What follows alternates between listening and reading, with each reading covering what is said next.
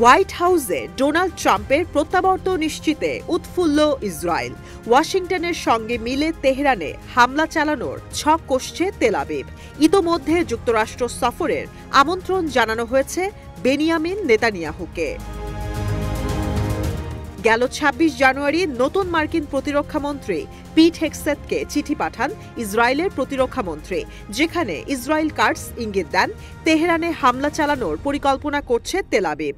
হামলার টার্গেট পারস্য উপসাগরীয় দেশটির পরমাণু স্থাপনা। আগামী কয়েক মাসের মধ্যে বাস্তবায়ন হতে পারে এই পরিকল্পনা।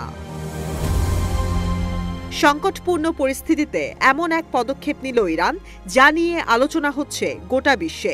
চলমান সামরিক মহড়া গ্রেট প্রফিটে কৃত্রিম বুদ্ধিমত্তা সম্পন্ন মিসাইল ব্যবহার করেছে ইসলামিক রেভলিউশনারি গার্ড কর্পস।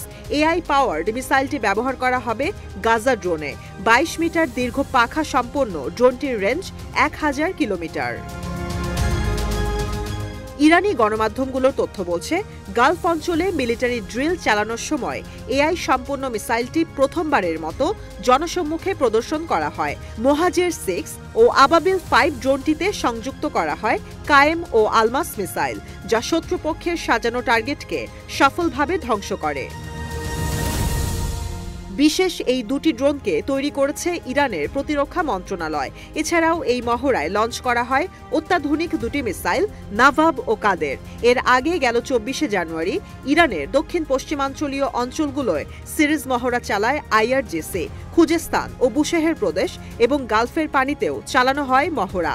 এই অঞ্চলগুলোতে রয়েছে ইরানের প্রধান তেল ও পেট্রোকেমিক্যাল স্থাপনা।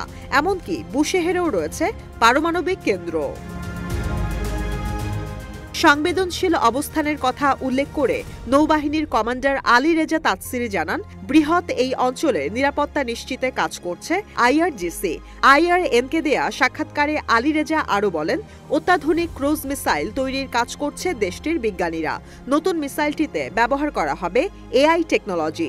ফলে ১,০০০ কিলোমিটার দূরের টার্গেটে নির্ভুলভাবে হামলায় সক্ষম এই মিসাইল।